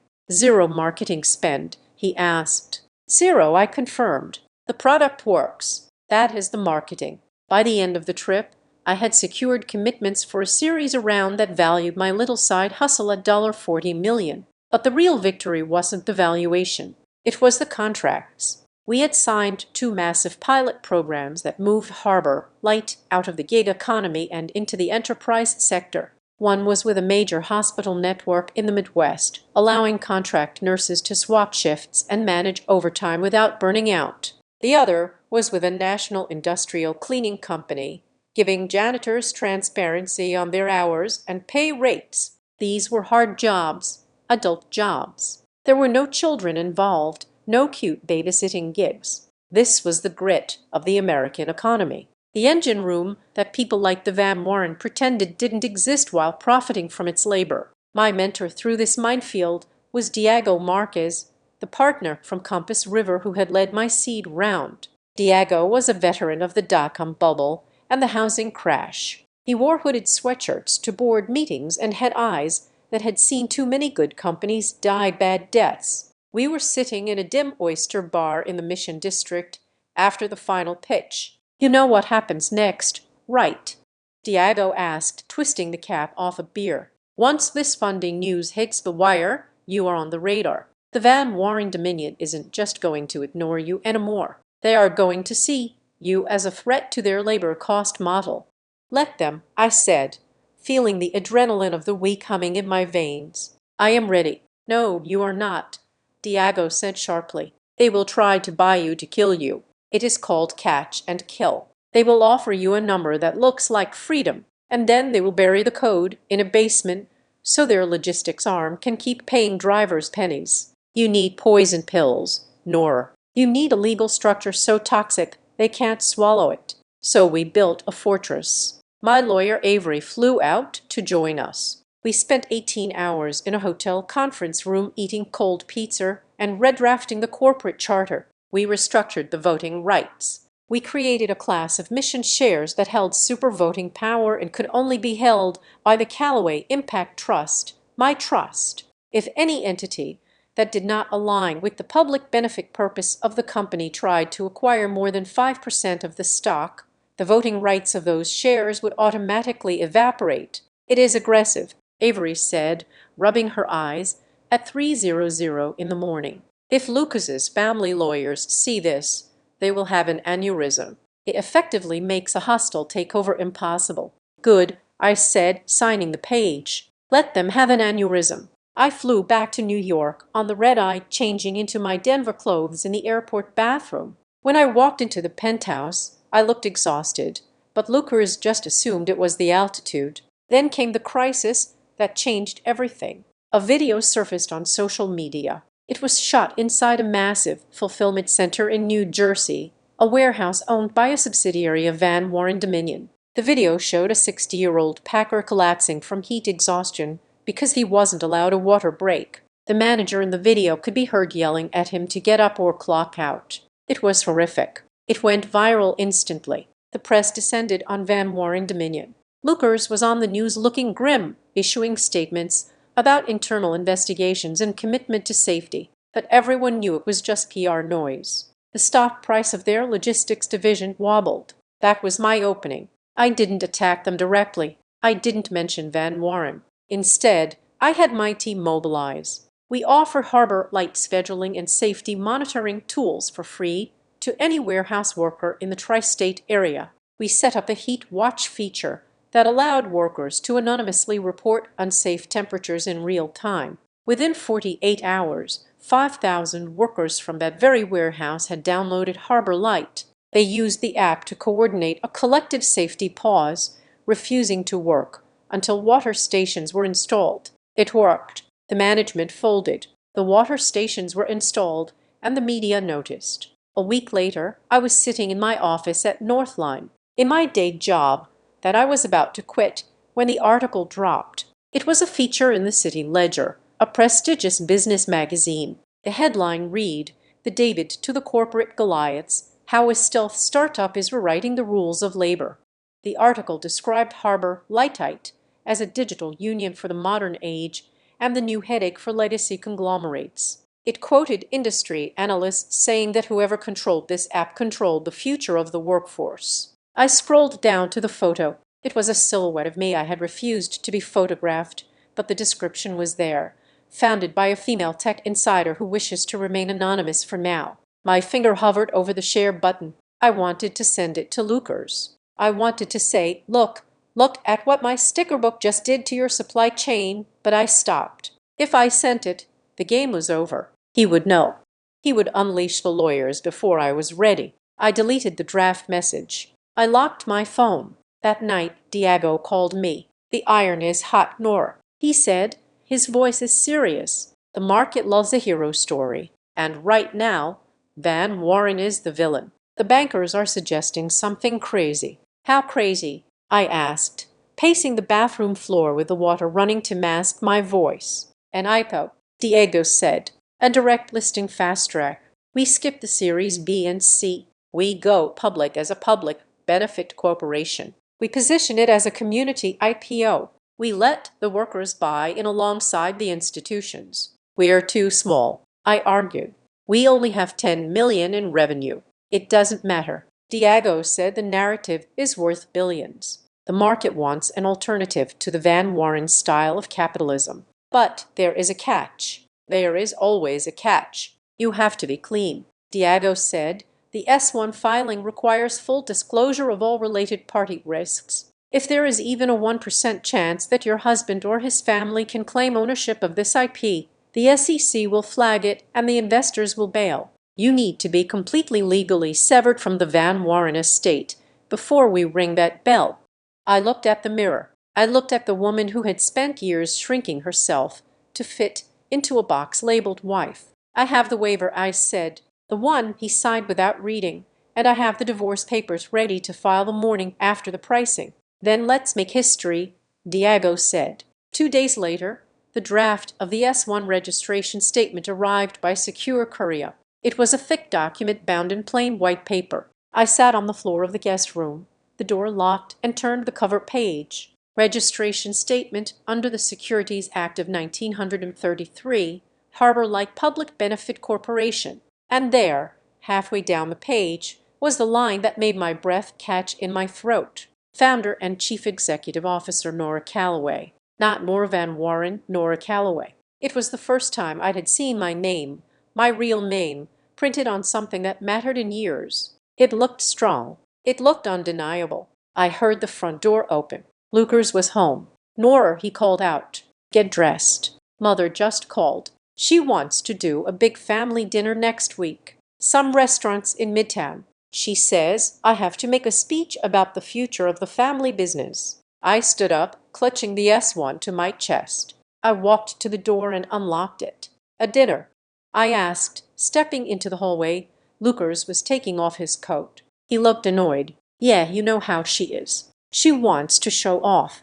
She said something about celebrating my vision for the infrastructure division. Just wear something nice and try not to talk too much about your hobbies. He smirked. Actually, maybe bring your phone. You can show the cousins your little sticker collection if they get bored. A cold electric thrill shot down my spine. He was setting the stage. He was inviting an audience to watch him patronize me one last time. He wanted to use me as a prop to demonstrate his benevolence and his power. He had no idea that he wasn't planning a dinner party. He was planning his own execution. I would love to come, I said, smiling. And for the first time in a long time, the smile reached my eyes. I think that sounds perfect, Lucas. I will definitely bring my phone. I looked down at the S1 in my hands. The filing deadline was next Thursday, the same day as the dinner. The market would open for extended trading at 8:00 in the evening, right around the time they served the main course. If he wanted to make a joke out of my life, fine. But I was going to make sure the punchline was printed on every financial ticker in the world. The invitation arrived on cardstock so thick it could have been used as a weapon. It was cream-colored with the Van Warren crest embossed in gold leaf at the top, a celebration of leadership. It read in elegant swirling calligraphy honoring Lucas Van Warren's appointment as president of North American Infrastructure. Eloise had sent it by private courier, even though we lived 20 blocks away. That was the Van Warren way. Intimacy was always mediated by ceremony. Lucas found it on the hall table when he came home. He picked it up, running his thumb over his own name with a reverence he usually reserved for mirrors. Finally, he breathed, a smile spreading across his face but didn't quite reach his eyes. Dad is actually doing it. He is handing over the keys to the kingdom. He turned to me, his eyes scanning my outfit, a simple cashmere sweater and jeans with critical assessment. It is going to be a big night, Nora, he said, tapping the card against his palm. The whole board will be there. Investors, the inner circle. I need you to be on point. On point, I repeated, my voice neutral. You know, he waved his hand dismissively. Smile. It looks expensive. Laugh at Uncle Preston's jokes, even though they are terrible. And for God's sake, don't bring up any of your labor politics. I am going to be outlining a vision for automated ports and leaner staffing models. The last thing I need is my wife asking about the pension fund. I understand, I said. I will be decorative. Exactly, he said, missing the sarcasm entirely. Just be a supportive wife. That is your job for the night. He walked past me into the study, tossing the invitation back onto the table. I watched it land. It looked less like a party invite and more like a summons to a trial. Later that evening, I walked past the study door. Lucas had left his laptop open on the desk while he went to pour a drink. The screen was glowing in the dim light. I didn't mean to look, but the notification banner was impossible to miss. It was a chat window. Marti 24 hours, she wrote, followed by a fireworks emoji. Tomorrow night is going to be huge for us. The king takes his throne. And don't worry about the domestic snag. We will handle the cleanup after the champagne. The domestic snag. That was me. I was the snag. I was a loose thread in the tapestry of their ascent. Something to be snipped and discarded once the corks were popped. I walked away before he returned, my heart beating with a cold, slow rhythm. The next morning I went to Avery's office. It was a cramped room in Brooklyn, piled high with case files, but to me it felt like a war room. Diego was there, too, dialing in from San Francisco on a secure line. We have a problem, I said, sliding a printed document across the desk. I had done some digging. I had used my old login credentials for a data aggregator, one I hadn't touched since my Northline days, to look into Van Warren Dominion's recent filings. They are setting up a shell company, I explained. New Labor Ventures. It is funded by the infrastructure division Lucas is about to take over. Diego peered at the document on the screen. Aggressive acquisition strategy, he muttered. Look at the target list, I said, pointing to the second page. There, buried among a dozen small staffing agencies, was a company called Safe Harbor Solutions. That is not us, Avery said, frowning. It is a clone, I said. They built a shell entity with a similar name. The plan is to announce they have acquired the leading labor management platform at a bargain price to drive down the valuation of the real market. Then they come to me and say, look, nobody wants your app. We just bought a better one. Sell to us for scraps or die. Classic, Diego said, his voice hard. Market manipulation via confusion. Lucas is playing dirty. He thinks he is playing chess. I said he doesn't realize I'm playing poker and I have 4 aces. Speaking of aces, Diego said, we have the pricing set. The book is oversubscribed by 800%. We have 2 options for the opening bell. Option A, Avery read from her notes. Is Friday morning traditional, open, safe, standard? Option B, I asked. Option B is tonight. Diego said, the exchange has a special impact session for public benefit corporations. It runs from 6:00 to 9 in the evening. It is highly irregular for a debut, usually reserved for secondary offerings, but because of the public interest in the warehouse crisis, they are willing to ring the bell for us at 8:00. I looked at the clock on the wall. 8:00. The dinner started at 7:30. The main course would be served at 8. I imagined the scene, the crystal glasses, the speeches. Lucas stood up to announce his vision of a future where workers were just numbers in a spreadsheet. And then at that exact moment, the notification pushed to every phone in the room. Do it tonight, I said. Avery looked at me, her eyes widening behind her glasses. Nora, that is theatrical even for you. It is not theater, I said. It is a tactical strike. All the key players will be in one room. The board, the investors, the family. When the news hits, they won't be able to spin it. They will have to react to it in real time in front of each other. It is a kill box, Diego noted with appreciation. And remember, Avery added, tapping a folder on her desk, we have the waiver, the document Lucas signed without reading. If he tries to corner you tonight, if he tries to pressure you into signing a transfer agreement while you are surrounded by his family, we drop the hammer. He will try, I said. He wants a show of submission. He wants to prove to his father that he has tamed me. Then let him try, Avery said. I went home to prepare. I didn't choose the dress. Lucas would have picked the pale pink chiffon that made me look soft and pliable. Instead, I chose a dress of deep midnight blue. It was structured, sharp, with a neckline that was modest but severe. It was not the dress of a trophy wife. It was the dress of a woman who signed paychecks. I sent one final email before I started my hair. It was to Gregory Van Warren, my father-in-law. I had debated it for days. Gregory was cold, ruthless, and terrifying, but he respected one thing above all else: competence. Subject: a personal update. Dear Gregory, I know tonight is about Lucas and I look forward to celebrating with him. However, I wanted to share a personal milestone with you privately. For the past 2 years, I have been building a platform to address the inefficiencies in the contingent labor market. It has grown beyond a hobby. I am not asking for investment or approval. I simply wanted you to know as the head of this family that I have not been idle. Respectfully, Nora, I didn't mention the IPO. I didn't mention the valuation.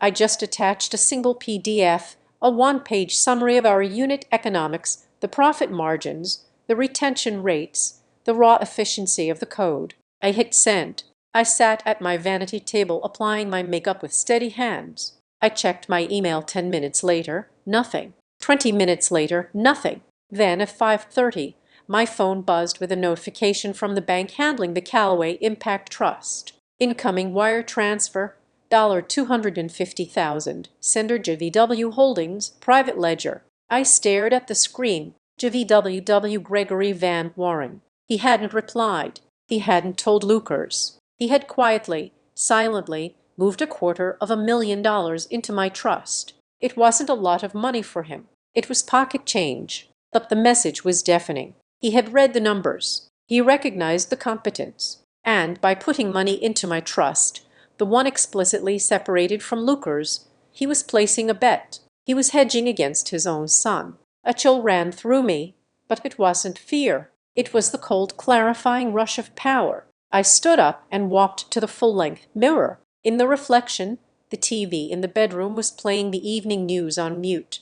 A banner headline flashed across the screen. Department of Labor opens investigation into Van Warren warehouses. The pieces were all on the board. The investigation, the fake shell company, the betrayal, and now the IPO. I reached for my necklace. It wasn't diamonds. It was a simple silver locket my mother had worn every day of her life as a nurse. It was cheap, tarnished in the clasp, and worth nothing to a pawnbroker. But it was the only thing in the room that felt real. I fastened it around my neck. It felt cool against my skin. "Okay," I whispered to the woman in the mirror. She looked back at me, her eyes dark and ready. She didn't look like a domestic snag anymore. She looked like the event horizon. "Let's go to dinner." The private dining room was a mausoleum dedicated to the worship of capital. The walls were lined with dark polished walnut paneling that seemed to absorb the light, and hanging every few feet were black and white photographs of the Van Warren ancestors shaking hands with presidents and railroad tycoons.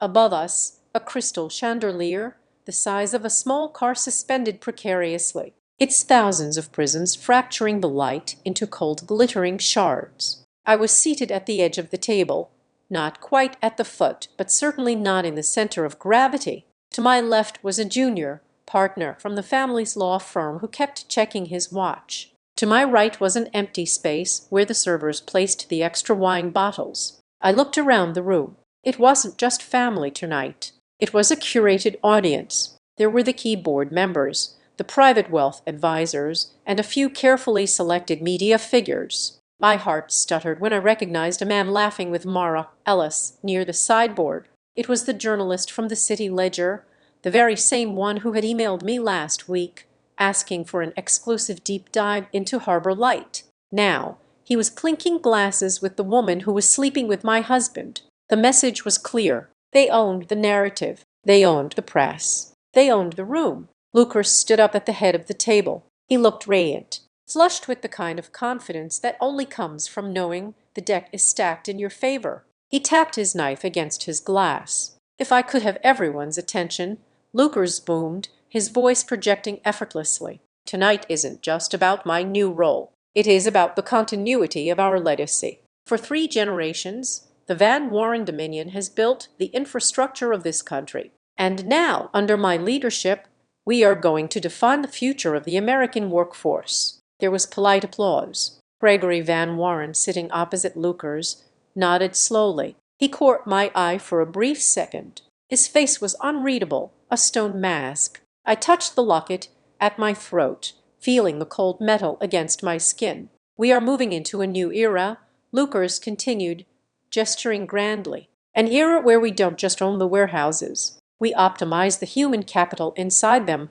We are launching new labor ventures to bring order to the chaos of the gig economy. We are going to civilize the Wild West of employment." Civilize, that was his word for control. The servers began to place the main course roasted duck with a fig reduction in front of us. The clatter of silver and china filled the silence. Suddenly, a small voice piped up from the other end of the table. It was Leo, Lucas's 10-year-old nephew. He was sitting next to his mother, staring at me with wide, innocent eyes. "And Nora," Leo asked, his voice carrying clearly in the hush, "does your app have a lot of users now? I saw a sticker for it on my Uber driver's car yesterday." The table went dead silent. A few forks paused halfway to mouths. Sloan, Leo's mother, put a hand on his arm. "Eat your dinner, Leo." But Lucas laughed. It wasn't a kind laugh. It was a bark of amusement. "That is adorable, Leo," Lucas said, smiling down the table at me. "Your aunt Nora has her little fan club. It is just a side hustle, buddy. You know, something she does with her friends to pass the time while the grown-ups are working, like when you trade baseball cards." The tension broke. The table erupted in laughter. It was a relief for them, a chance to align themselves with the power in the room by mocking the outlier. "Baseball cards," Uncle Preston chuckled, wiping grease from his lip. "That is good. Hey, at least it keeps her off the shopping channel, right?" I sat perfectly still. I cut a piece of duck. I put it in my mouth. I chewed. I swallowed. I didn't look down. I looked straight ahead, focusing on a single crystal drop on the chandelier. "Actually," Uncle Preston continued, leaning forward and pointing his knife at me. "Nora, you really should listen to Lucas. Sell that little thing to the family. Let the professionals handle the data. You could take the money and start a foundation. Save the whales or something. Why stay up all night staring at code when you could be sleeping in silk?" As if on cue, the junior lawyer to my left cleared his throat. He reached into his briefcase and slid a thin cream-colored envelope across the tablecloth. It stopped right next to my water glass. "A friendly suggestion," the lawyer whispered, not making eye contact, "just to tidy things up before the fiscal year ends." I knew what it was. It was the surrender. I picked up the envelope. My hands were steady. I opened the flap and pulled out a single sheet of heavy paper. "Agreement for the transfer of intellectual property assets. Consideration $75,000. $75,000. It was an insult. It was less than the cost of the wine on the table. But the money wasn't the point. The point was the paragraph below it. "The seller agrees to a perpetual non-compete clause, barring her from founding, managing, or advising any entity in the labor technology sector for a period of 10 years. They didn't just want to buy the app. They wanted to amputate my career. They wanted to make sure I never threatened them again." I looked at the number. Then I looked at Lucas. He was watching me, a small triumphant smirk playing on his lips. He was waiting for me to crumble. He was waiting for the gratitude. I slid the paper back into the envelope. I placed it gently on the table and then I smiled. It was a small smile, polite and hollow. "Thank you for the offer," I said softly, my voice lost in the din of the room. "I will give it the consideration it deserves." Lucas took that as a yes. He beamed. He stood up again, raising his glass higher this time. "To Nora," he declared. The room quieted down. "I want to make a special toast to my wife. Even though she likes to play with her little projects, she understands where her real duty lies. She is the heart of this family. Let's drink to the women who know how to keep their passions within safe boundaries. To the women who support the visionaries here." "Here," the table chorus. Mar Ellis raised her glass toward me, her eyes locked with mine. There was no shame in them, only pity and a sharp, glittering victory. She mouthed the word "cheers." I didn't drink. I checked the time on the grandfather clock in the corner. 7:58. I breathed in 1, 2, 3. I breathed out. My heart was beating in a strange syncopated rhythm. It felt like it was syncing with the vibrations of the room, with the invisible data streams that were currently racing through fiber optic cables beneath the streets of New York. In 2 minutes, the opening bell of the impact session would ring. In 2 minutes, the press release would hit the Bloomberg terminals. In 2 minutes, I would no longer be the wife sitting at the edge of the table. 1 minute left. I folded my hands in my lap. I smoothed the napkin over my midnight blue dress. This was the last time. The very last time I would ever let anyone laugh at me. The last time I would be the domestic snag. 30 seconds. The conversation had turned to golf handicaps. Lucas was in the middle of a story about a caddy he had fired. Then a sound cut through the air. It was the phone of the young political advisor sitting 3 seats away. He ignored it. Then the phone of the city ledger reporter. He frowned, reaching into his pocket. Ding, ping. Suddenly, it was a chorus, a digital symphony of alerts. The phones on the table lit up in rapid succession, casting eerie blue shadows on the floral centerpieces. Mara's phone, which was sitting face up next to her wine glass, flashed bright white. I saw the banner notification from across the table. It was a CNN business alert. Breaking. The reporter checked his screen. His eyes went wide. He dropped his fork. It clattered loudly against his plate. "What is it?" Uncle Preston asked, annoyed by the interruption. "Did the Prime Minister resign?" The reporter didn't answer. He looked up, his gaze sweeping across the room until it landed on me. He looked terrified. Lucas noticed the shift in the room. He frowned, annoyed that his audience was distracted. "What is going on?" Lucas demanded.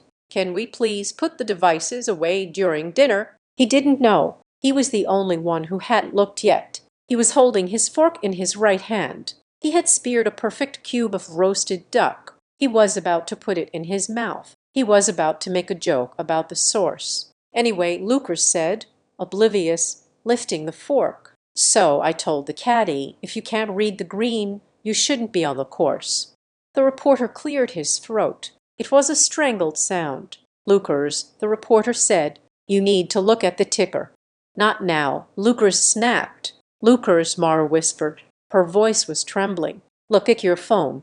Lucas paused. The fork was suspended in midair, halfway to his open mouth. A single drop of dark fig reduction gathered at the bottom of the meat. It hung there, defying gravity for a split second, heavy and glossy. I watched that drop of source. I watched it detach and fall, tumbling in slow motion through the air, landing with a silent splash on the pristine white tablecloth. The stain bloomed like a gunshot wound. Lucas lowered the fork slowly. He turned his head. He looked at the screen of the phone lying next to his plate. The room was silent. The only sound was the hum of the air conditioning and the frantic beating of a dozen hearts. He read the headline. I saw his pupils dilate.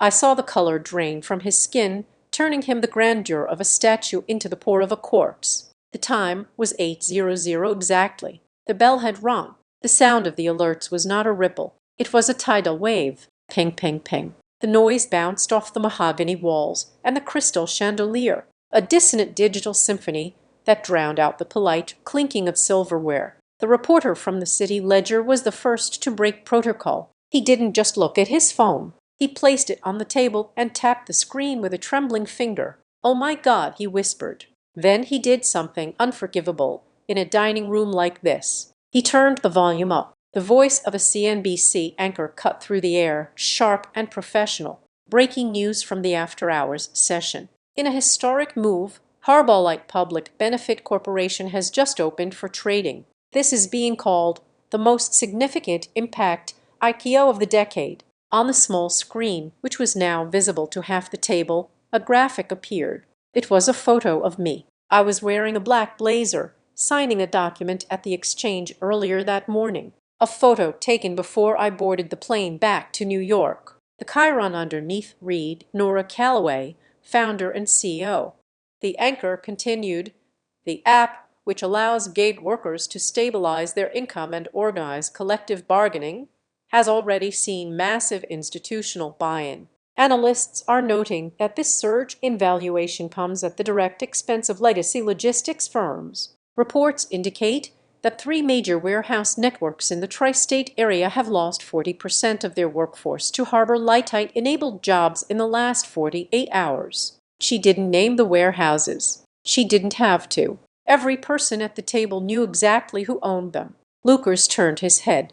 The motion was mechanical, like a rusted gear, grinding into place. He looked at the phone screen. He saw my face. Then he looked at me. I was sitting 3 st away from him, sipping my water. "Nora," he said. His voice was small, stripped of its usual baritone boom. "Is that you?" "It is," I said. He looked down at his hand. He was still holding his fork. The piece of roasted duck was still impaled on the tines. The drop of fig sauce had long since fallen, leaving a dark, spreading stain on the linen, but his hand remained frozen in midair. He looked like a statue of gluttony, caught in the moment before consumption. At the other end of the table, Gregory Van Warren was moving. He didn't look shocked. He looked busy. He had put on his reading glasses and was scrolling through an email on his BlackBerry. It was a notification from his private banker. $32 a share, Gregory murmured. It was the first time I had ever heard him speak with genuine wonder. It opened at 32. The multiple is astronomical. He looked up. He didn't look at his son. He looked straight at me. There was a glimmer in his cold gray eyes. Not affection, never affection, but something colder and more valuable. Respect. "You structured it as a PBC," Gregory said. "Voting rights locked in a trust. Poison pill for hostile takeovers." "It is brilliant." "Dad," Lucas stammered. "What are you talking about?" "She can't do this. She is my wife. That is marital property." Lucas dropped the fork. It hit the china plate with a violence that made his mother flinch. He turned on me, his face flushing a deep, ugly crimson. "You can't do this," he hissed. "You signed a prenup. Everything you make belongs to the family structure. You just admitted to securities fraud." "Nora, You IPE'd a marital asset without my consent. I will sue you into the ground. I will take every penny." I reached into my purse. I didn't rush. I pulled out the first envelope, the one I had brought, not the insult they had given me. I slid it across the table. It glided over the white cloth and stopped right in front of his stained napkin. "I don't think you will," I said softly. Lucas ripped it open. He pulled out the document. "What is this?" he demanded. "It is the waiver of liability and beneficial interest," a voice said from behind us. We all turned. Avery Klein had walked over from the small table in the corner where she had been seated as a +1. She wasn't wearing her usual leather jacket. She was wearing a suit that cost more than Lucas's car. "I represent Harbor Light," Avery said, addressing the room. "Mr. Van Warren signed that document 3 weeks ago. In it, he explicitly waived all rights to the entity known as Harbor Light, including all future equity, governance, and financial benefit in exchange for indemnification against liability." "I didn't sign that," Lucas shouted. "I signed a thing for her server crash." "You signed a binding legal contract," Avery corrected him, her voice cool and sharp as a scalpel. "It is notarized. It is filed. You voluntarily severed your interest to protect your own assets. You walked away. Lucas, you can't claim ownership of a building after you sold the land because you were afraid of the taxes." Mara Ellis, standing by the sideboard, made a sound like a wounded animal. She was looking at her phone. She was looking at the ticker symbol HBOT. She was doing the math in her head, calculating exactly how many millions of dollars she had just lost by betting on the wrong horse. "Lucas," Mara whispered, her face pale, "the stock is up another 12%. The market cap is bigger than the infrastructure division." The room spun. The aunts, the uncles, the cousins who had laughed about my sticker book, they were all staring at me. They weren't looking at the poor relationship anymore. They were looking at a woman who could buy and sell them before dessert was served. Gregory took off his glasses. He folded them and placed them in his pocket. "Lucas," Gregory said. His voice was low, but it silenced the room instantly. "Sit down, Dad."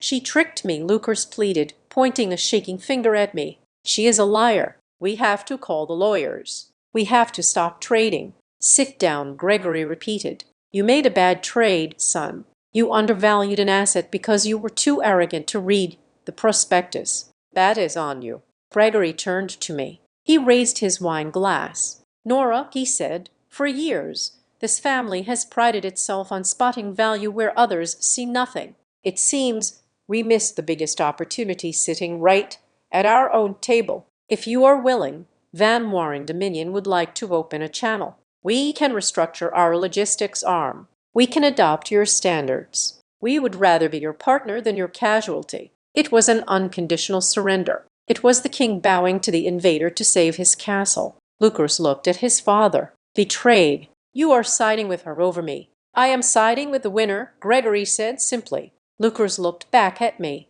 His eyes were wide, desperate. He tried to pivot. He tried to play the only card he had left. "Nora," he said, his voice cracking. He reached out, trying to take my hand. I pulled it away. "Honey, look. We are a team, okay? We are a family. Dad is right. We can work together. We can manage this money together. I am your husband. You can't just leave me behind." "I am not leaving you behind, Lucas," I said.